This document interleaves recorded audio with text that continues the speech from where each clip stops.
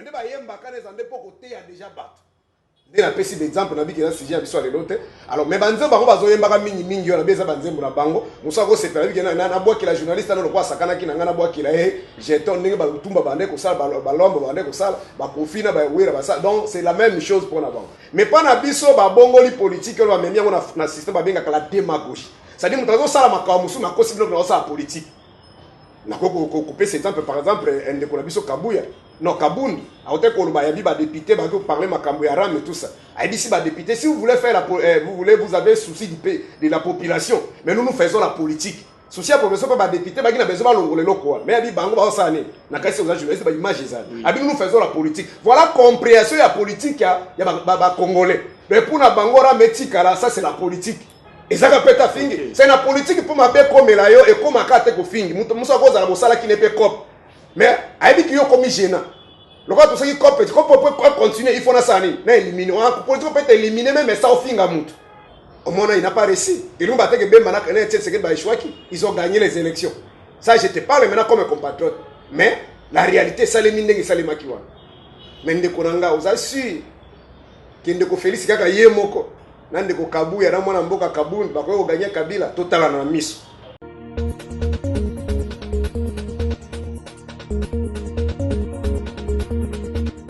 Merci. Notre famille, André Dumbo TV, nous sommes toujours dans notre rendez-vous habituel comme d'habitude, nous sommes déjà habitués. Il y a pour Solo Lakana Basali, comme intitulé notre émission Parler aux enfants de Dieu. Et on a préféré aujourd'hui de rencontrer un homme de Dieu qui va nous donner la matière ou des préoccupations que nous on a par rapport à la réalité, ce qui se passe. On va essayer un peu d'avancer petit à petit. Donc vous allez nous suivre. Donc abonnez-vous massivement sur notre chaîne André Dumbo TV. Je commence d'abord par saluer notre patron qui est André Dumbo TV. Je vous salue par l'énorme effort que vous êtes en train de faire pour nous, pour que le travail ou toujours saluer le plus loin possible. Nous sommes avec notre invité. Vous avez des préoccupations que je vous ai demandé, vous m'avez écrit pour que tu avances par rapport au temps parce que c'est quelqu'un qui est suivi, qui donne vraiment la matière comme il se doit. J'espère que vous allez le découvrir dans quelques secondes. Ici, nous sommes avec lui. Bonjour, pasteur. Bonjour, compatriotes, bien-aimés, journalistes. Merci pour l'invitation. Vraiment, c'est à nous de vous remercier de nous avoir accepté de venir à notre invitation.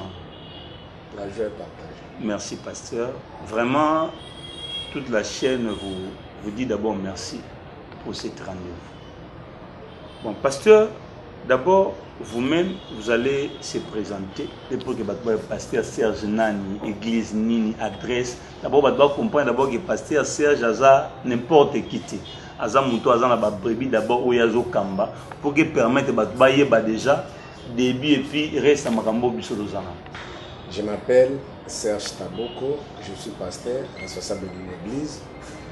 J'ai un petit parcours, comme la majorité des Congolais. Je sors de l'église catholique. Trop petit, c'était dans les années 90, 91 que j'ai quitté l'église catholique, indépendamment de la volonté de mes parents. Bon, aujourd'hui, je peux dire que c'était la volonté de Dieu, la vocation, un appel de Dieu. J'ai essayé de sillonner un peu beaucoup d'églises. Je suis passé dans les messages, j'ai fait presque une année et demie. Je suis passé par l'église des témoins de Jéhovah, quelques étapes. Celui qui vient juste avant moi, c'est un témoin de Jéhovah.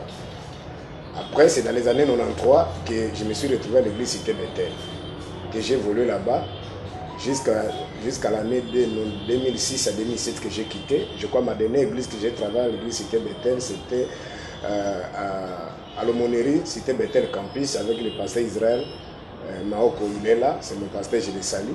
J'étais là comme prédicateur de pointe à l'église Cité Bethel.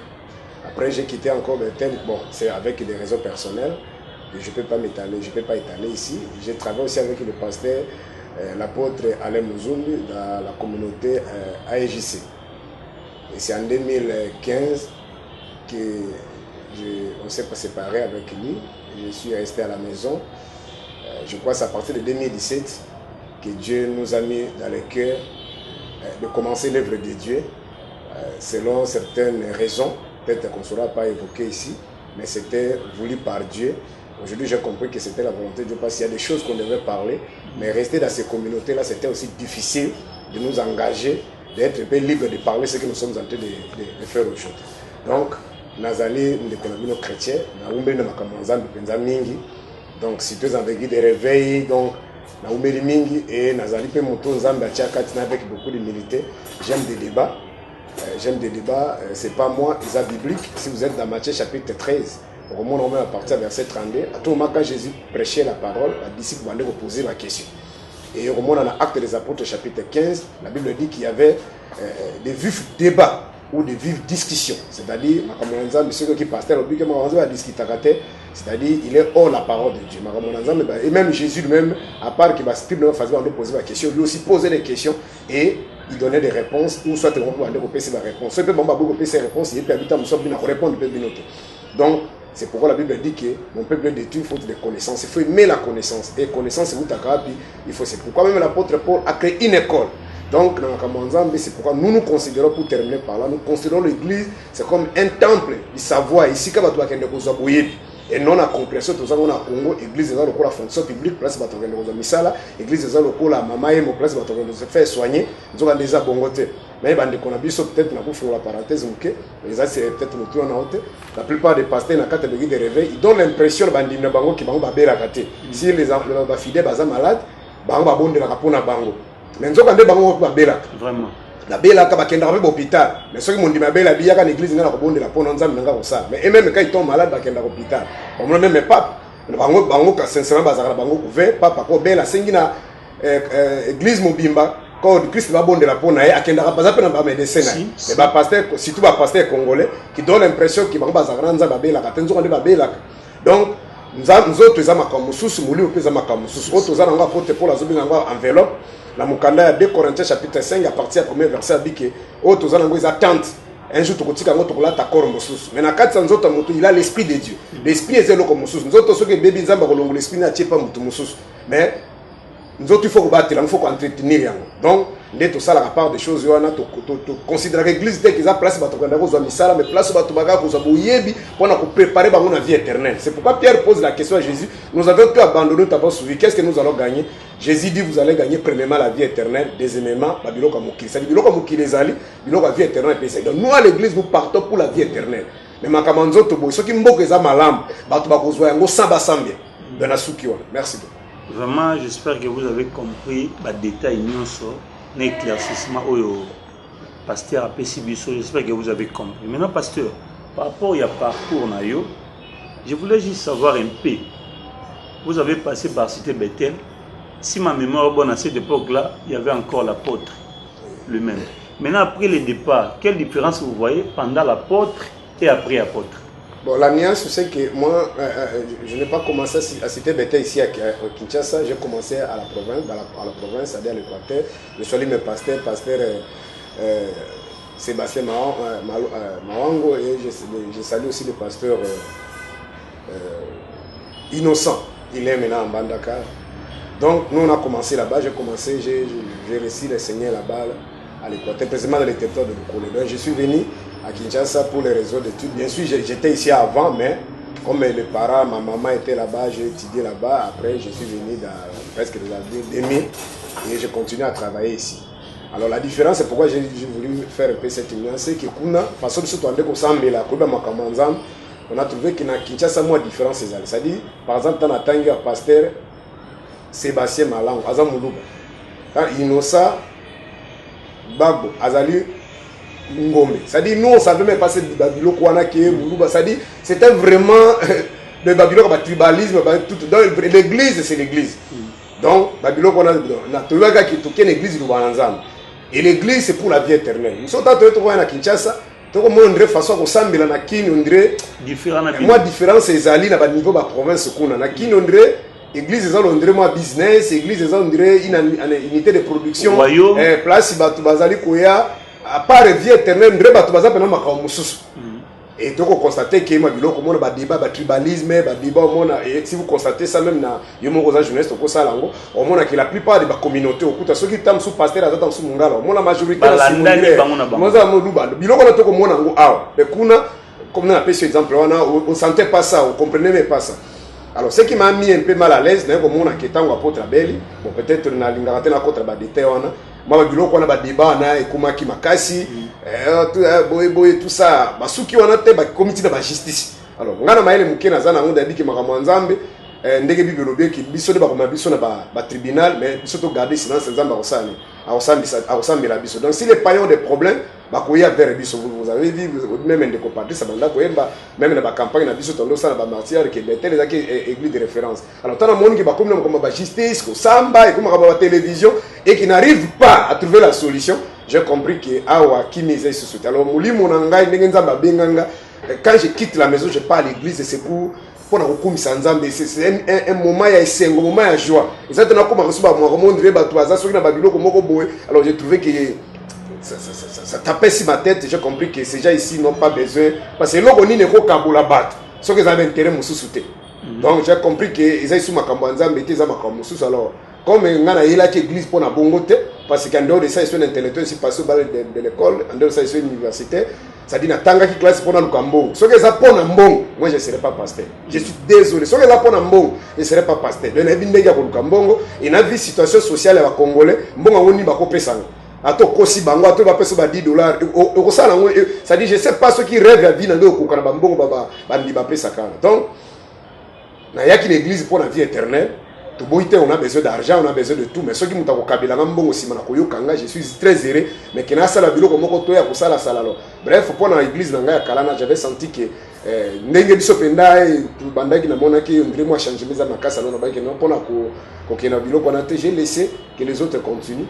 Voilà, et bah bazolanda biso ba yebi ou yebi église cité Bethel na bané tous wata tout tika ta ba 4 bané 90 bané 2000 et Bethel ezalaki na o ezalelo bango moko ba couper sa solution, ba couper sa réponse. Oui, ezana sœur moko ebisa nga lobi so beaucoup na pasteur tout na question oyo kombo na ye Mami Daigo Julien alobi pona ye a sentir nzembo oyo ya bon toko tabina na polémique te mais ça juste question actualité ba doana posa koyeba chanson ya Moïse Mbie intitulée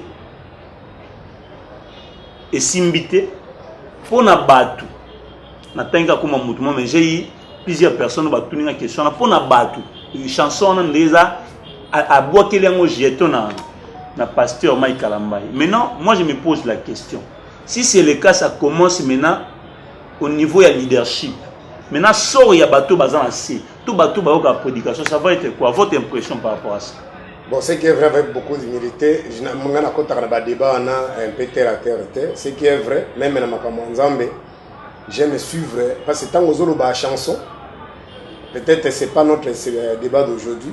On a une compréhension de la chanson, de la cantique, ou de la Bible, ou de la Bible.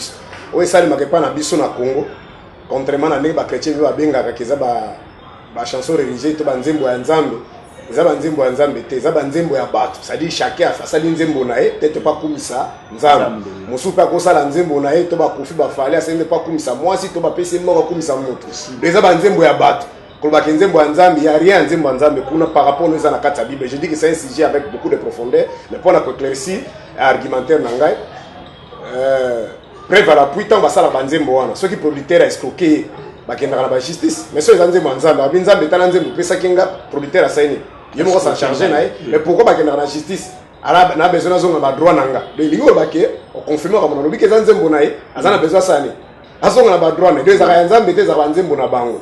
Mais différence c'est que muso azo sala nzembo pa kumisa nzambe muso azo sala nzembo po ayembela peut-être mutafuta embongo ici de suite, mais po ba yembela nzambe ba bele ba rapeka na besoin mbongo. Alors maintenant nzembo bazo na kati ya Bible, nzembo c'est un enseignement, le cantique c'est un enseignement. C'est pourquoi moni Saul tanga zalaki animé na mauvais esprit, il a fallu baluka David ayemba nzembo milima besani tanga bazo na apocalypse makamba nzembo va chanter un cantique nouveau pour apprendre dans une fois à la 144 000 membres, donc pas d'un enseignement. Bible zolo baké ceux qui beta trompette et que son la trompette comme bien te peuple ko bakotambola te nzembo ezali enseignement, nzembo ezali lakisi. Je salue notre aîné du Focodiciel, malgré je suis pas branamiste, mais néanmoins par rapport à Moussa la bande kosala quand il chante par exemple tangolinga ki kosala sanduku na mibeko yokamata kinzete na kasia yokamata ki nzete na gofel donc moni ntango azema nzembo abi olongoli mai na kati ya nzete opakoli nzete na wolo nzambe esala mpe na ngai nzete mutu nde nzete longola mai eza bomoto kati na ngai pakola wolo nde bonzambe na weke na nzela na ngai bato babika sadi vous sentez na kati ya nzembo ozozwa enseignement de nzembo eza nde enseignement nde bayembaka na eza nde mpo koteya deja bato nde napesi d'exemple na biki eza sujet ya biso ya lelo te alors mais banzembo bango bazoyembaka mingi oyo na eza banzembo na bango mosu akosepela biki nabwakela journaliste ano lokwa asakanaki na ngai nabwakela jeton ndenge batumba bande kosala balombo bande kosala bakofina bawera basala donc c'est la même chose mpona bango. C'est pourquoi mon banzembo wana esalaka 6 ans, 2 ans, 3 ans après ça et disparaître nango parce que il y a pas l'inspiration divine pour na komema bato na vie éternelle mais un truc qu'ils allaient préparer pour na répondre na mutu. Vous comprenez? Donc moi je n'entre pas dans cette histoire là, ça banzembo na bango, bazolanda baza bana nzambe. J'avais suivi de même dernièrement un frère ici, je le salue aussi, un frère Nabiso ya Zape Abranamiste nani oyemba Mosikana uti penena kokende, je peux encore son nom. Alors, la différence entre la différence entre banzembo ya kala na banzembo ya lelo, aujourd'hui on transmet la musique, mais on ne donne pas la vie. Mais lobby, il y avait pas que la musique. Hier c'était les chants, c'était les cantiques, c'était la vie. D'abord la musique, par exemple, il faut que et les autres là, papa,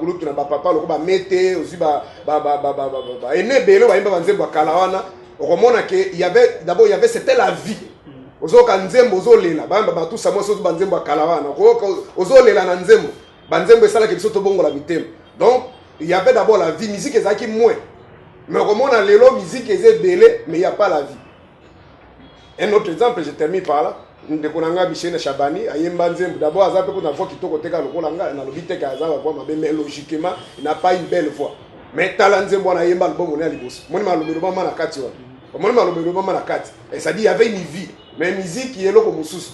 Alors oh lelo bazo sala mingi ne musique, mais vie na kati ya musique, je réponds ça par rapport à yoka ki ndeko bien ndenga lobaki, j'étais d'accord avec lui. Ça dit il y a la différence entre la musique comme ensemble ce qui a l'ensemble des sons agréables, l'ensemble des sons agréables à l'oreille, ça c'est la musique comme définition, et la vie. Donc Moutago il n'a pas une belle voix mais il peut transmettre la vie à travers une mélodie. La sens donc je réponds un peu en général à cette question. Moi je n'entre pas dans l'histoire de les abanzembo na bango. Chacun des gazo yoka mais rebi ki banzembo mingi wana ezaka ma connotation na ezaka na ona dire belé que ça 2 ans 3 ans après ça il dit moi. Merci, j'espère que vous comprenez. N'engeni passer à la avancer puis les éléments sont vraiment clairs et nets. Pasteur Serge, déjà ils ont la réalité de mon avis. Quand un pasteur s'engage à la politique, et surtout à propos de débat politique, il se plonger par rapport à la réalité. Mon avis, non, tout vie à Congolais ont changé. Et par rapport à ce qui est il y a des opportunités, il y a exercer politique comme passion, au moins nous sommes à la cima. Nous avancer. Maintenant, les risques que vous prenez aujourd'hui, parce qu'il y a un pasteur Coutinho, tant qu'on va sauver le peuple de Dieu, thème pour l'église, créer les prétextes. Vous n'avez pas peur de ça. Un jour, ça peut aussi vous arriver. Merci beaucoup. Merci pour mon temps. Avant que tu aies une question, j'ai une famille. J'ai aussi des frères. Maintenant, la différence, c'est que vraiment, c'est une question très pertinente. Il faut me laisser vraiment le temps pour s'étaler là-dessus. C'est que nous avons un salam. Nzamba atiamba tout na kati ya bato. Et Dieu a voulu que mon toit soit libre. Au moins on peut mettre tout dans une chambre batiki wana au lingate. De batiki tout le bâti on a kata chambre batiki au lingate. De mutalingi azala libre, c'est ça l'homme. Mutalingi azala dominé. On se comprend. Maintenant, depuis l'histoire de l'humanité, qu'est-ce qui se passe? Tout le monde a une antiquité et que le monde vivait dans la jungle. Ce qui était plus fort dominait ce qui était plus faible. Des périodes tout passé qui na antiquité. De voyant à moyen âge, bah tu vas s'organiser, bah sali bampi na ba royaume. C'est l'objectif il y a que dominer kaka baninga mususu. Ça dit bah roi bampi, empereur, na ba famille na bango et ils ont que des droits, ils n'ont pas de devoirs. Mais la masse bango bazana ba devoirs, ils n'ont pas de droits. Alors, dès qu'on a fin 17e, 18e siècle, les gens ont réfléchi, non. Boété. il faut moutaza la libre ndé on moni na occident ba libiso c'est dans la démocratie na mon cousin liyo baka moutaza la libre donner la chance à tout le monde et que groupe moka ba to ba parce que ce que nous avons vu par exemple dans le 13e 14e siècle par exemple en France on a qui système féodalisme le féodal ça dit groupe moko ya bato babenga yango oligarchie groupe moko ya bato et il représente le pouvoir divin ça dit bango baza représenter nzambe il représente aussi le pouvoir économique ça dit bozuya mboka za maboko na bango il représente le pouvoir politique ça dit soko ça ere bakangio mbongo eza ya bango makambo tu basaka nzambe mutasani c'est pourquoi moni par exemple na Rome antique empereur to pape roi empereur azalaki représentant nzambe sur la terre soka bomio nzambe mutatindi asani abomayo soka azali ko exploiter bato yeba ke nzambe mutasaini alors ndeto mona ki système on a baninga ba eko ya basala ki babenga ki ba révolution française et ainsi de suite balobi non ça peut pas contrer comme ça vous serez d'accord avec moi même France ezalaki sous monarchie vous comprenez mais balongola ka bino ça peut pas contrer comme ça nde ba eko kuma basali démocratie liberté bazo pesa chance na mutunyo so koma pas diriger pe. Alors, même quelques États dans le monde, surtout dans l'Occident, même dans l'Occident pour l'Afrique, il y a un exemple de Bangoka. Au moment que le royaume est l'Angleterre, la Belgique, ainsi de suite, mais ça le système parlementaire. C'est-à-dire, le roi Zaliwana a juste un pouvoir symbolique. Donc, il règne mais il ne dirige pas. Le pouvoir tout le premier ministre, un pouvoir parlementaire. Mais c'est le premier qui dirige. C'est pour ça que le Longoli Makamboka il y a pouvoir monarchique wana ki roi décida. Alors, tozongi sikoyo makambo zo sale manaka ya mboka na biso pona zonga na mutuna na. C'est que moi j'ai compris. Ndenge biso toti na kata ba église, ndenge na tangeli na église lokola la bête les églises na umeli mingi depuis ba 93 ti ba 2007 7 wana. On nous a culqué ba kota biso na kata bigi de réveil que moi na nzamba ko s'occuper makamba politique te. Makamba politique za makamba satan, eza makamba mokili koleka biso total ya kama kama nani. Des logiques on tokola ki nango tozala ki nango tu peux même pas parler makamba politique. Maintenant quand je suis allé à l'université ambitieux ezaki na sala médecine. Bon, j'ai compris que ezaki volontaire nzambe. Na médecine ça n'a pas été parce que la personne qui devait me prendre en charge à Moussa le Bebaki et j'ai chômé de 2003 jusqu'à 2006. D'ailleurs, on a moins en 2006 2007. Alors il fallait que la classe conseiller Gabino ça va pas aller. Kuluto morazaki na faculté médecine à campus azaki à parité kuna bino ba conditions zo vivre oyo parce que tout le temps na bino ndo chômé on a je voulais seulement étudier ça tenait pas au bandi classe mbongo mirava izalto kati tout ça abi moi je souhaiterais qu'il puisse faire une autre chose tanga na eloko mususu ko sa olingaka ko za médecin les jours tu vas finir les études tu peux faire la médecine mais na ba conditions oyo vraiment faire la médecine ça va pas aller ndé mutaki olukilangai instruction akena droit esimbité akutaki déjà ba si ba clôturer qui a une économie esimbité ko za place na SPA bino ngabino voilà sina zimo minerval moi na chômé tena l'année prochaine je vais étudier mais sincèrement d'abord fort intérêt je n'aimais pas je ne voulais pas biloko politique ndé na bindenge tukutaki na. Donc quand je suis arrivé là-bas je me suis rendu compte que oh c'était le plan de Dieu. C'est-à-dire ce que j'ai appris là-bas ce que j'ai compris là-bas c'est le contraire nous on est comme ça sur la carte bakamba d'église parce que on nous a appris que la politique ça bakamba lokuta bakamba miyibi so comme politicien on a compris que la politique na mukusi ezalika mayele ya kokamba. C'est-à-dire Joe Biden azo sala oyo Macron azo sala oyo sale maka partout dans le monde c'est ça la politique donc on gère pour l'intérêt général mais pas na biso ba bongoli politique on va memia na système ba benga la démagogie c'est-à-dire mutazo sala maka musu na kosi bino na sala politique.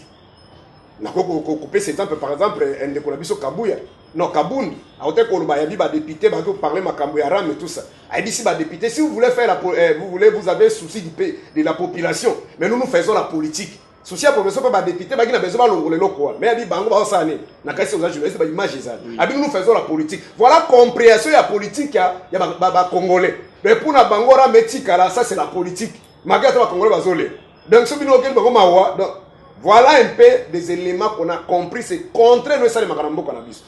Un autre exemple pour comprendre. Un député, c'est un législatif. Ou un législateur. Donc, à Koya, pour nous voter Mibeko. Mibeko, est l'exécutif et qu'on salue. Mais comme on a pendant la campagne, député, Bingaï, nous avons fini quoi, Kalam. Ceux qui vont voter, ça c'est la démagogie. Parce que hier, nous avons voté Mibeko, mais on peut se faire les foutinailles. Salaire n'est pas sungai na transport na collier dans un pays sur. Mais comment on a salaire on n'a pas ton gango karam.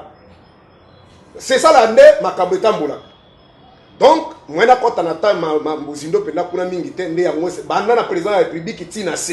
bauti kutu koluka même G13 ba proposer qui une disposition OK na campagne électorale ba kabola bilo côté ici ba politicien ba boy les gens interdit ça oui ba boy bango balingi kaka mbongo ya mboka basa nini bazwa yango siko pendant campagne baka okabila ndo basaki aloso na fufu alors ndenge balobaka na politique le ventre affamé na point d'oreille tant mutana nzala ta ba koyela yelo osali je peux te donner un exemple peut-être que choqué avant régime a fait à Kabila ba étudier ba sala ki ba marche ba ki na besoin kaka ba pousser ba professeur université ba sala ki grève.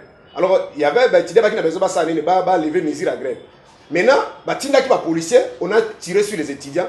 Étudiants, mon qu'on a cassé l'histoire de l'État qui n'a pas Azoka qui m'a sassé. Étudiants, ils ont déjà content au niveau de une société où il y a communication. Abandé Bozilakaka, assez à ceux qui défendent la place à Nini, Abanda Moussal. Tant que je suis et moi, ce qui m'a écœuré dans cette histoire dans les années, les parents n'avaient pas de moyens. Alors il a fallu ministre, titel et enseignement supérieur, à une enveloppe. Enveloppe, c'est quoi mon enveloppe, il y a kake et à mounene, il y a qui va faire congolais. Alors il y a une enveloppe à mounene. Mais là, il dérange qui ngani, bah parents, papa et maman, bah ça dit qu'on remercie le ministre. Bah merci papa, nzamba batela yo, nzamba sunga yo, pour na ndenga kanisi bango. Donc pour na ye, na ba parents na le ministre a kosani, aye kuide bango. Pour moi na zoka ki masasi akene kuiba. Où le ministre titel avait le pouvoir, il y a quoi interdire que la police est sale. Parce que la police, c'est qu'on combatte les policiers, on va exécuter, on combatte les ordre quelque part. Mon moni bourreau, on va remercier. Tout ça parce qu'à cause de la pauvreté. Parce que tu veux dire que moi, je suis enseigné à l'hôpital, je suis en égalité, je suis en Koufi. Donc, voilà la politique qui m'a découvert la science politique et administrative. Alors ça m'a permis, na boye bio na zaki na ngona makambo nzambe na sala jonction. Je donne un autre exemple ko choquer tam suba na nzambe. Makambo ba ibisa kibiso na kata ba église que moi na nzambe ko sala politique té. C'était du mensonge. Dès notre ko définir politique c'est là de gérer la cité. Preuve à l'appui. Ba président surtout na zaka kaya biso ba président surtout kaya Congo kana boy ba pays mosusu. Président soki ba leki na ba élection a gagné. A kozambo ka sanya ke ko tika ngo na mboko nan. L'Occidentaux. Non, ma boko nzambe ba kena stade ba kotika ma pays na maboko nzambe. Mais déjà ba que politique eza makambo nani. Tanga kena kanga makambo nzambe wana kozona ba pasteur ba ke kosani. Mais bino bobi déjà que makambo pas président zo sala ndeko koma président makambo ya Satan. Ndeli boko tika so makambo ya Satan na maboko nani. Nzambe. So que frère moko na église lelo comme ministre ba kosala action équipe de action de grâce. Siko ndeli mutakomi na makambo ya Satan boko sala ngo sous action de grâce. Est-ce que vous avez dit jour où les députés vont faire la campagne de ministre au monde va envahir l'église. Nous avons dit que nous avons sa pasteur. Alors, pasteur a dit que nous avons voté. Et c'est ce qui s'est fait. Vous comprenez? Ça, c'est la démagogie. Alors, dans le langue, on a dit que les pays se détruisent de jour au jour. Alors, ceux qui ont la connaissance, ils doivent dire la vérité. Donc, il faut stopper dans cette histoire-là. Mais pour nous stopper, un autre élément va continuer. Si tu as dit l'élément le plus important dans la vie, c'est que nous sommes les pères. Jésus, malgré qu'on n'a pas la date précise, mais il est mort dans des trentaines d'années. Parce que dans Jean chapitre 8, il va scribe pharisien qui dit mais pas encore 50 ans. C'est-à-dire Jésus est mort trop jeune. Lumumba est mort, je crois, 35 ans. Moi, aujourd'hui, je suis plus âgé que Lumumba. Si on a maman et mon mort de Siko, on va se couper il y a des politique. Si on a même la présidence, ils ont un bateau pour faire de la mort est permanente. Si on a Congolais contre la Moutouna, nous allons tous mourir. Et on doit se battre pour nous préparer l'objet à Bananabiso. On va enlever la paix. Et ces gens-là vont nous craindre, vont nous respecter. Mais le point de la politique, il dit que les Congolais vont Kaliwa. Si on a dit que et ils continuent à nous détruire. Donc, moi, j'ai pris l'engagement de kobundela mboka nanga. Non insulta, na kofinga mutute en disant la vérité. Seulement que dans le pays local la biso bato basipota la vérité. Et ça peut arriver, tout ce qui peut arriver parce que pour bakanga yo na politique ezaka kate po fingi bakundi. Ezana mutu musu lokola bo beya par exemple, bakangi afingi na. Ça na politique ko za la même ozala ke pi kabundi lelo azawa. Ezaka peta fingi. C'est la politique pour mabe comme la yo et comme akate ko fingi. Mutu musu ko za la bosala ki ne pe cop. Mais ayebi ki yo comme gênant. Le quoi tout ça qui cop peut continuer, il faut na sani. Na éliminer. On politique peut éliminer même ça au finga mutu. Alors ce qui mboka bongi et ko sala ke to comme l'état des droits. Ndenge nazo le kana TV na lubi makamba biloba loba. diffamation ainsi de suite babeng batindenga invitation na ke kosamba soki na sala mabe basali ba condamner nga et je suis conscient que je suis arrêté parce que na sali nini na lobaki diffamation to na lobaki mabe ndeng mboko to lingi yango wana tozolo bateke bakanga bato te beme partout au monde bakangaka ndeko no fere bakangi asa bomimu parce il a fait quand même une erreur vous comprenez donc prison ezali eliwate mais problème est pas na biso batie ba prison ba condition moko ke mutu to abiki so na koti kuna ezalo ko ba bomio ko li ezali te ba condition za kitoko te mutu to zo banga yango nzoka de prison za kaka centre de rééducation o mona ki bemba utaki se pays te j'ai même réussi même un jeune ozo bisanga binga bana kenda ta prison na CP Paul ndenge na moni bemba komi boga donc on comprendre que prison ezali juste place ya ko priver moto liberté contrairement n'est pas na biso mutu so oti prison matame vimbi puis ko li ezali bien te ba condition ali passe donc c'était juste pour na kokota na profondeur ya mutu na yo. Alors nous avons la vérité. La vérité c'est que eza makambo ka l'église wala bazolo baki batwasa politique j'ai eu la chance ya koleka na faculté j'ai eu aussi la chance ya ko partager na bato bazala ki na deuxième république. C'était une politique mise en place par le système de Mobutu.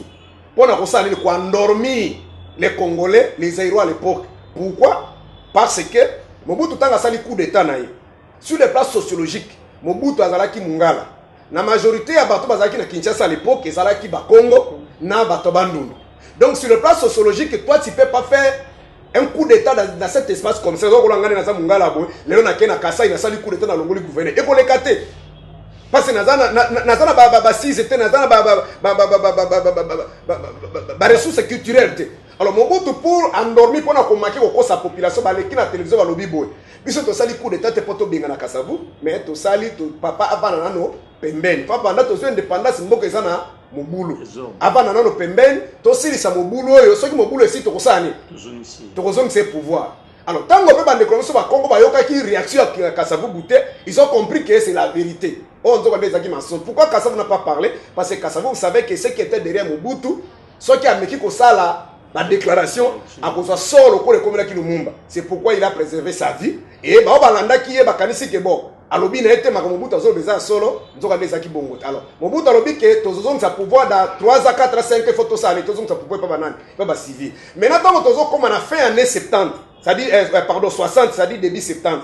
Au lieu Mobutu a tika pouvoir, là ça il s'appelle élection. Mobutu a bandi ba stratégie à kotika na pouvoir. Maintenant Malula eko sani. Malula eko tele. Ndeko bisa Mobutu parce que c'est lui qui était le cardinal à l'époque, il représentait l'incarné de l'église catholique, la puissance où ils allaient sur les places sociologiques, ils allaient implanter un peu partout dans le monde. Donc Malula maintenant comme un leader, a bandi comme Mobutu que non. Il faut organiser les élections, tu peux pas aller comme ça. Maintenant Mobutu pas contourner tableau ana. Mais Mobutu est quoi pour créer toute une politique, il y a diabolisation de l'église catholique. Abandi so ko bisa bayimbo ko ndo mona sala ki ba stratégie benga retour à l'authenticité. Ba tu vas changer ba combo pas sur tozana ngo ezale ba combo tozoki na l'église catholique. Il faut tout semble banza biso ba koko. Il a recruté les musiciens mo bayimba banzembo na pour ce monde là. C'est-à-dire ezaki sous la dictature de Mobutu. Imagine déjà en 67 68 ba panda ki batoa. Pour un banzemba bongo il faut régime ça d'accord na yo. Donc il a utilisé les musiciens. Il a utilisé les religions.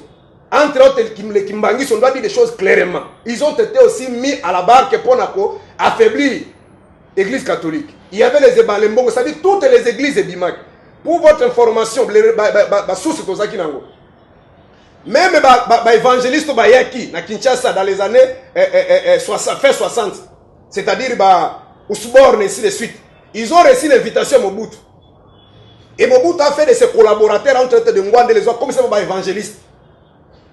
Alors il faut endormir parce que dans Rome antique, théorie, vous voulez dominer les gens, il faut utiliser la religion. C'est-à-dire que ceux qui ont dominé spirituellement, c'est mis à vendre là pour adorer. Et c'est ce qui a permis à Mobutu de vendre là.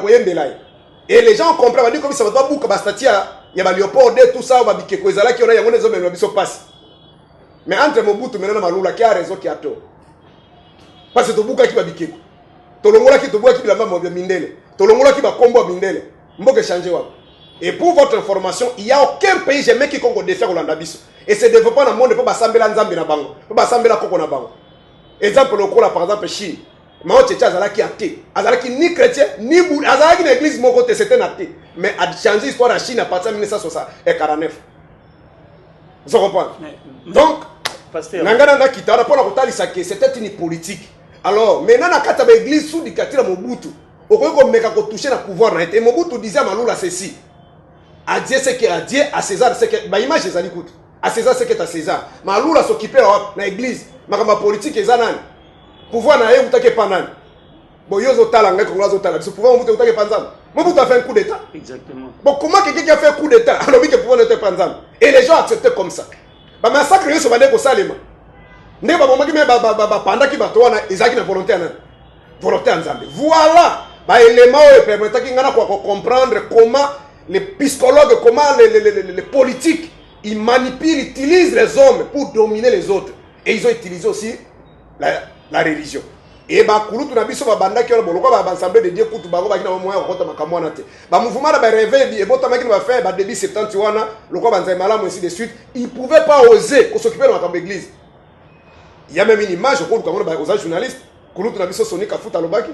Abinga so na kepa Mobutu nazozonga tala enveloppe akafumba mais baninga nanga bazoka soni kosenga mbongo so bazo tula kabela biso mais pas Félix Awuti asubi neka kusuba. Je sais pas si vous avez suivi cette image. Donc pour dire que les ala qui brasse équilibre alors boye bisabana nzambe l'église basambe na kaka makamba politique basani ba toucher yango te soko meki ozisono preuve la puis malula akima kimboko akendeke même exil mais même biso le son qui tribaliste n'a pas soutenu Mobutu pas dans ta province. Mais je suis en train de parler que la vérité. Le son ton compagnon de Makambo té, mboke ko chanja kate. Et je mets quiconque au défi. Alors parmi les éléments, peut-être ainsi ça n'a plus na lobaka mingi soko katingate. Parmi les éléments tinga na leka na télévision.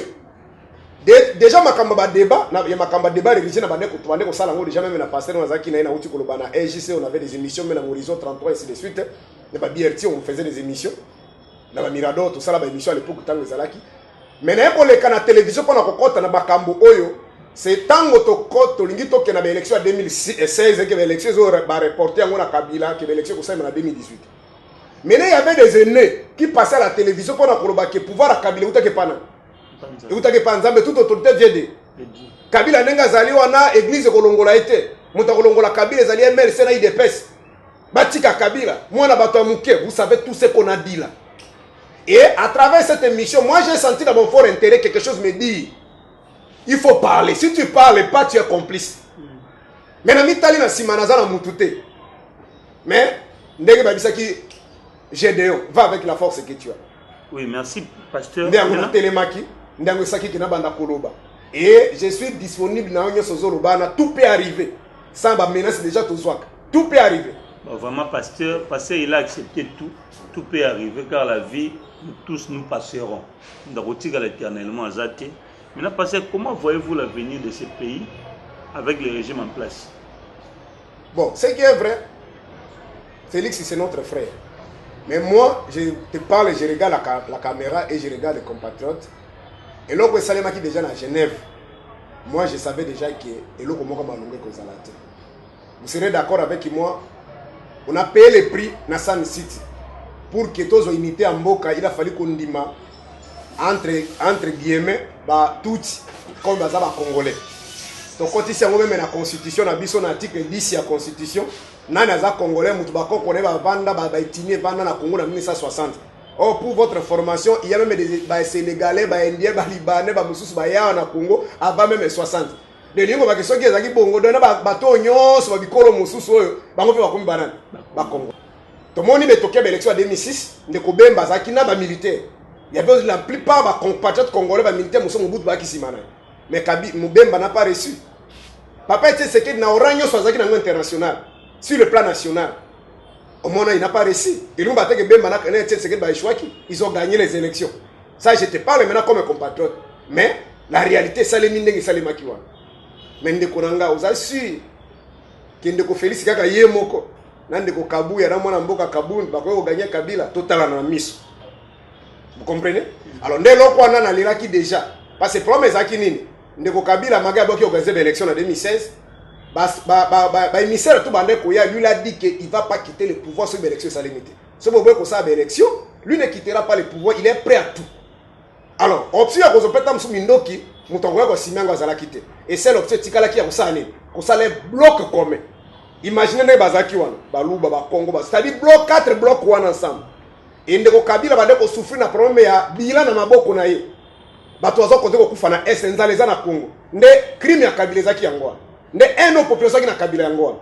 et où même pas pouvoir solution pénalité surtout ma caméra na est donc bloc c'est un moment de Félix alobaki na triomphal to sangane pour que to sane to benga na bandeko ce qui ndeko Kabila ke to kovanda to sane to bon samboka na c'est les jours de quoi retirer que Senganti moi j'ai pleuré toute la j'étais pas dans la pasteur j'ai pleuré toute la nuit j'ai dit c'est fini et nous on n'était pas si pris pour na comment na makambo zo le kalelo parce que en politique ndeko même si on est la dictateur il faut la population simanayo bah il est tous les grands dictateurs au monde ça même Kagame tout ce qu'il fait là parce qu'il a dit qu'il y a une grande partie Rwandais surtout tout ce bazali kuna na Rwanda baza derrière c'est le bango za ko améliorer ba conditions à vie na bango pour que ndakate de boom économique ezo sare ezo mat mais ceux qui na Rwanda ndenge za que na situation tozanga na Congo Kagame mandé qui dictature makima au monde na nini na humanité population benda président na balabala na cravate c'est un grand dictateur donc le peuple a lokola mai soko kangele nzela ko créer banzela yemo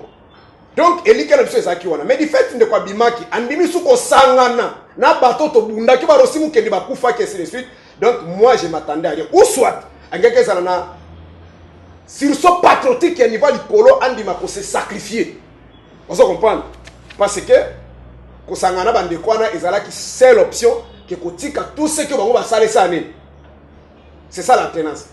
C'est-à-dire que basala c'est pourquoi moi de kotanga aussi pouvoir le baki que nazama ka bebela ko sala o nyoso eleka esani.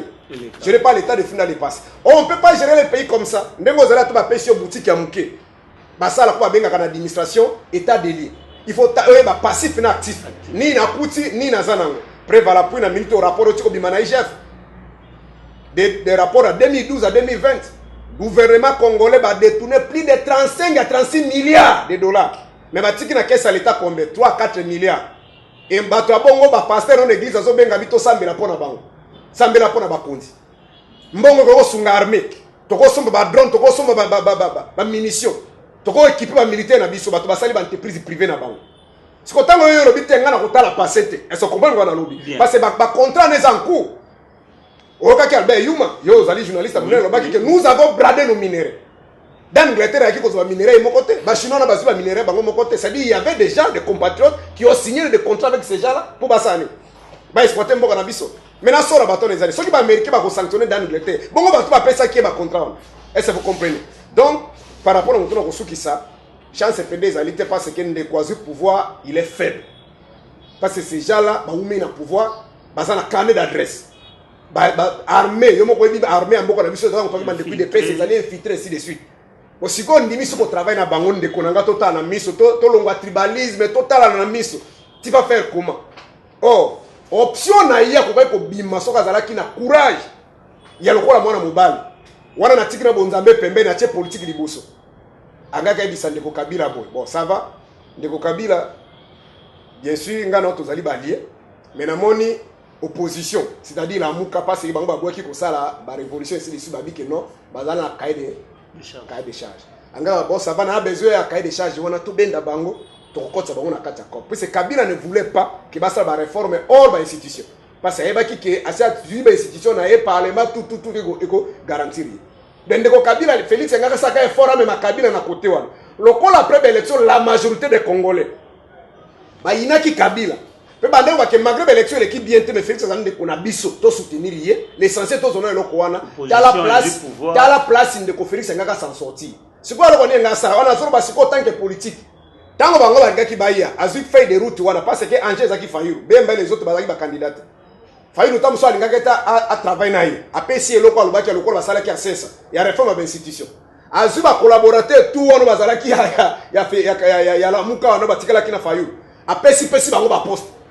A comme si ba collaborateur na ye tala place ngaka affaibli bango siko nga isolé Fayulu atika lelo kwa na sensa est-ce que comme kona solo tango siko fala ngaka banda ko bimba ba mais papa boza bino tuna kati kuna est-ce que solo na makona solo ye ayoki aboyo option wana akena option akabila il faut ko isoler bato wana schéma ba koti na ngoza nini ko panza la muka oh schéma ba sali mobutu asala yango 13 parlementaires débauché 12 mais c'est que à chaque fois on débauché bazo comme c'est que du fort. À chaque fois que panza la muka Fayulu azosani. Elles sont comparées on a lobby au la politique. Mais maintenant pasteur Ezali n'a point même point. Oui. Maintenant comme vous avez parlé sur l'IGF par rapport il y a Batou, Nengi ba sali bilan de 2012 à 2020, bon, ils ont détourné. Mais apparemment, mode de vie, politiquement, apparemment, détournement, des mode de vie, et là, au moins, ils ont normal, et comment c'est passé dans tout le monde. Que Moutounion soit fait Moutounion soit pas Zombongo, des babongi sango, comme ça, on détourne, mais ça n'a aucun vol. Mais des babongi sont pas content dans mode de vie parce qu'on a tout suivi, dossier à Caméré, on a suivi, que belé détourner, bambong, mais on est sur bimina, comme nous le normal dans notre pays. Bon, ça dit qu'ils ont un peu faiblesse, parce que là, on a l'oublié, on a dit que Félix a ça la Kayango. Puis c'est un bon pas le bac. Félix Zonga Kanisa Bandekono Bandaki na bango na nini? Opposition. Oh, Fayoul, angaka lingate ke a soit poste pas Kabi et pas Félix.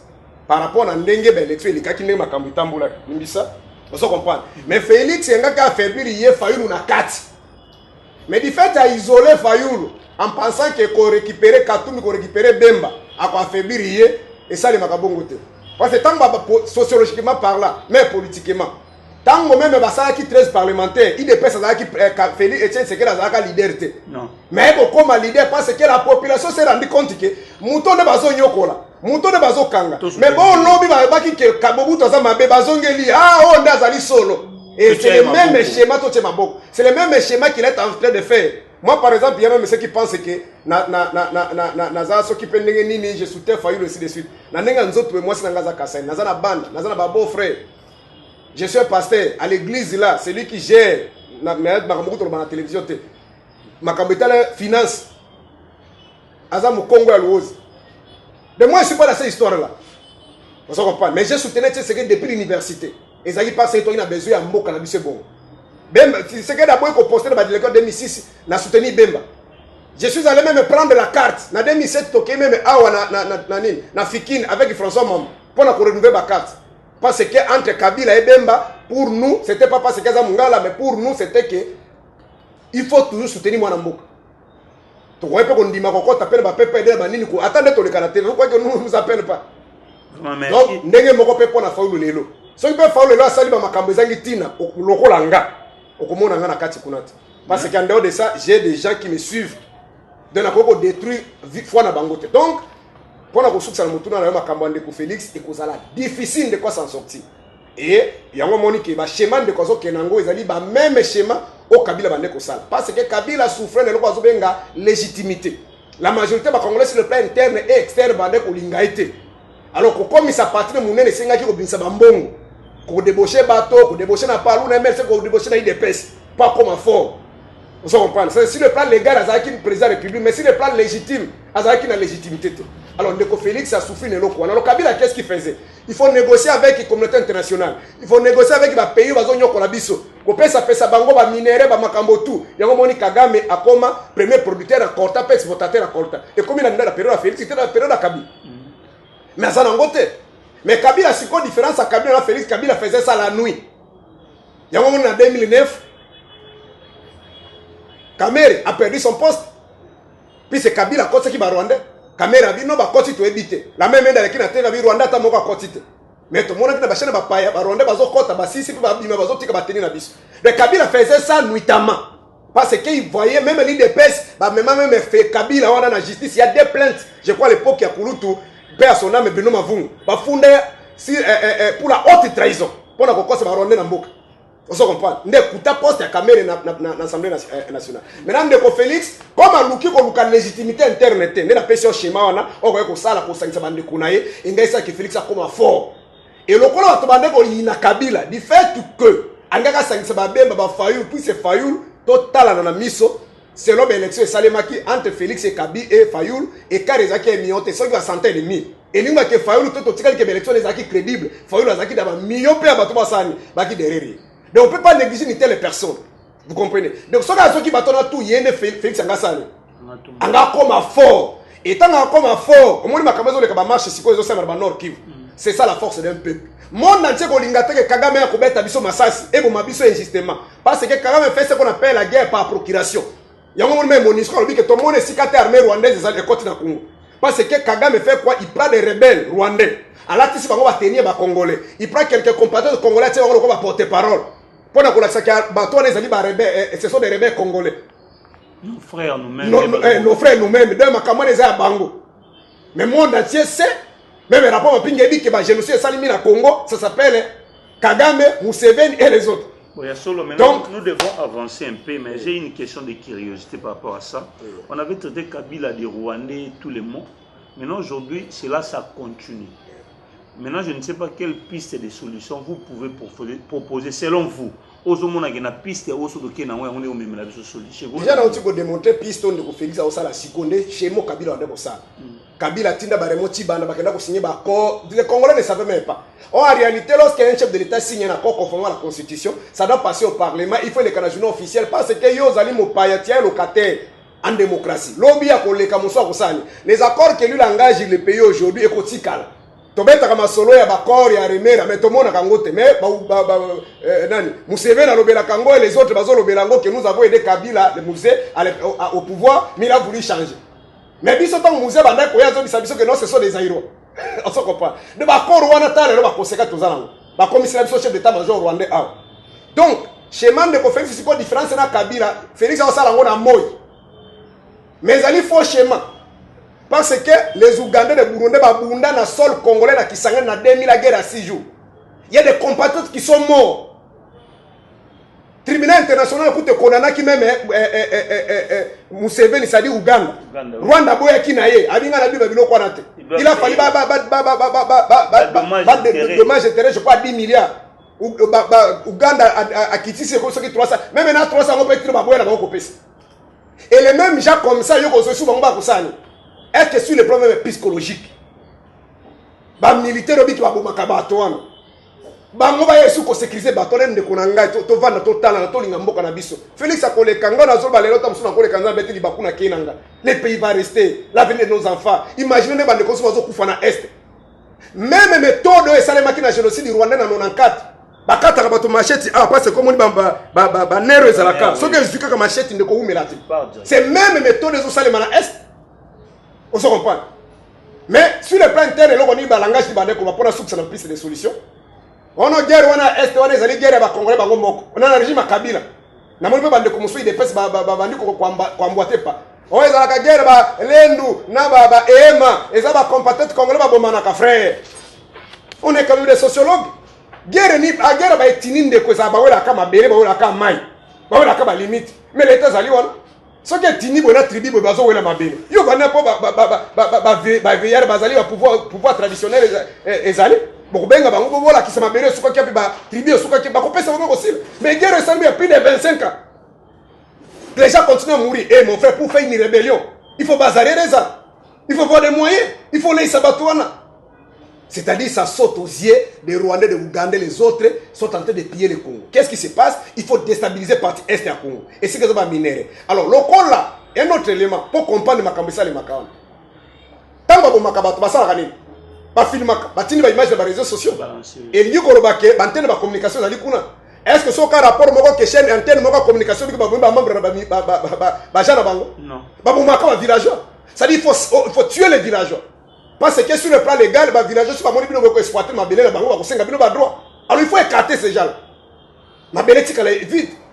Et les multinationales, les autres, ils vont ça la base de Rwanda, en Ouganda. Des places qui sont en matière première, ils ont dans le Congo. Donc, plus de solutions à Moko. Ndeko Félix, Oyo le papa n'a bondi plus de trentaine d'années à Zuy Angote.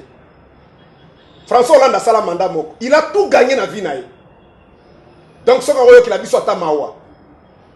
Abenga bande koneba sangani. C'est ça la force d'un peuple. Israël na Palestine ba bundaka. Israël na ba lié loko les États-Unis d'Amérique. Azana ba armement makasi. Mais face na Palestine, Palestine azaka kana esprit. Azaka na bolinga mboka na ye. Bazo ba mabango basili bembera maboko ndeko. Bazo kenda tine kokote na Israël. Et le monde dit stop. Ce que Félix a zongi sur le plan interne. Avant d'ici bande konaye. Asuna no légitimité interne wana ayibande ko eleka keleka be élection salema oui to tika makambo wana total mboka zo kele soki lomboko ekei mais be élection to lobane ko sa maïsu souté eloko nezo kabola biso eloko kabola biso na minute oyo eza eloko osangisa biso za concert ya le 30 juillet eloko kabola ba congolais ali seni régime e kaboli même l'église de ba confession religieuse vous êtes d'accord avec moi na minute église catholique na protestant ba bimi na biloko wana. Maintenant, comment voyez-vous leur absence dans le problème est que c'est le régime qui veut conserver le pouvoir. Kabila aussi l'a fait. Alors, pour reconstruire le pouvoir, il faut que l'ongola batoto va gêner bino. Côté bango de côté. C'est l'église catholique avec l'observateur à biloko na tout. Parce qu'ils veulent contrôler Seni Mamakambo na tout. Alors, il faut que tu aies Seni na neli Afrique. Au tia nega Kabila ko sala imoka tia na nommé batunaï. Nde ide bango bazanango. Alors, l'olengi wana mboko ko sala kaka déstabiliser.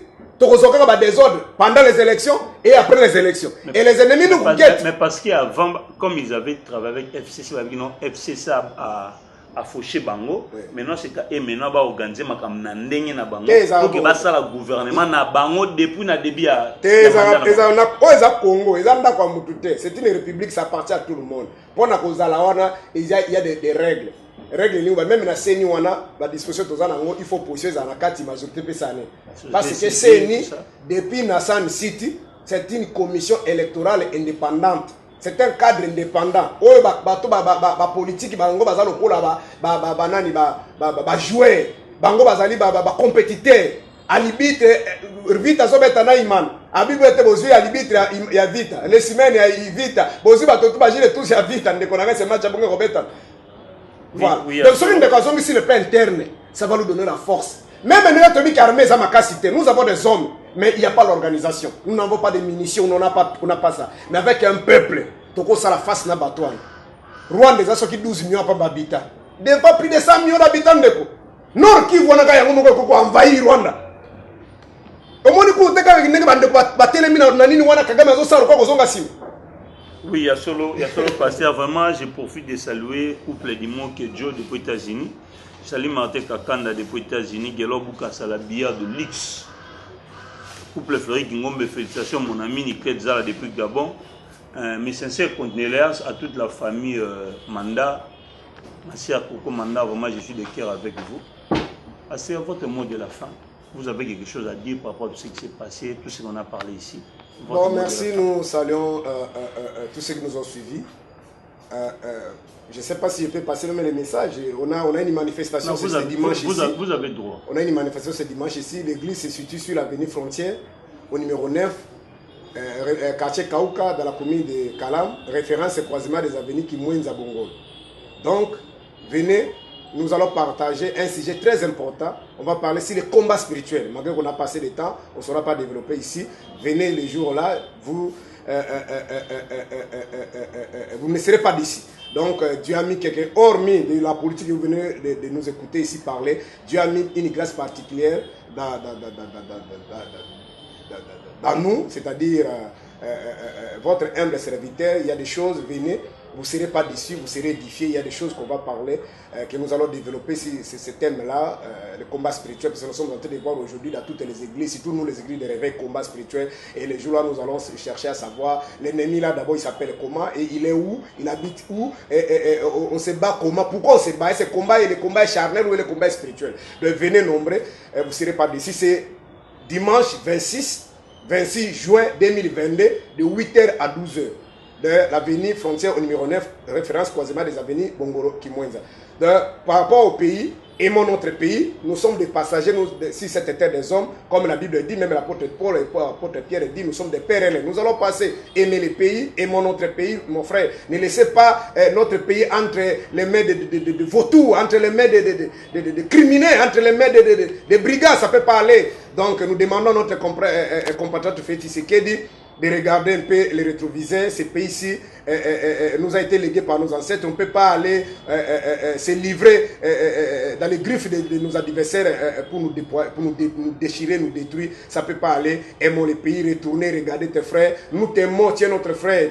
Tout ce qui était passé là, on peut te pardonner. C'est tiens notre frère, nous t'aimons. Ne nous amenez pas là-bas dans cette histoire-là des États de l'Est là. Ce sont nos adversaires, ce sont des criminels. Ce sont des gens qui tuent les Congolais. Il ne faut pas faire ça, il ne faut pas nous trahir, il ne faut pas faire ça mon frère. Il ne faut pas faire ça. Kabila l'a fait, vous l'avez traité hier. Un étranger, vous l'avez traité hier. Un complice, vous l'avez traité hier. Un Rwandais, vous l'avez traité hier. De tous les mots. Mais vous, compatriotes, bon, tu hier l'a chanté Papa Zong Senarwan. Papa, tu sais ce qu'il nous a dit, que celui qui va m'amener Kabila vivant, ligoté, il aura un prix. Mais pourquoi vous faites ça, monsieur le président? Ne faites pas ça. Nous t'aimons, ne faites pas ça. Nous t'aimons, ne faites pas ça. Oui, merci, passer votre numéro. Je suis 089 67 39 886. Vous mettez le code, hein? Le code, c'est quoi? Plus 243. Plus 243 089 67 39 886. Vraiment merci parce que nous tenons à vous remercier pour ce moment agréable par rapport à la leçon. Moi vraiment j'ai pris ma part, j'espère que tous ceux qui vont regarder, je ne joue pas un peu le rôle en live. Vraiment nous sommes arrivés à la fin. Abonnez-vous massivement sur notre chaîne André Dumbo TV. On continue toujours à faire notre travail habituel. C'est-à-dire qu'on a une source. Et comme ça nous place, vous allez vraiment rester vous bien, continuez toujours à nous aimer. Nous aussi on va faire de sorte que vous, donc au revoir, bye bye.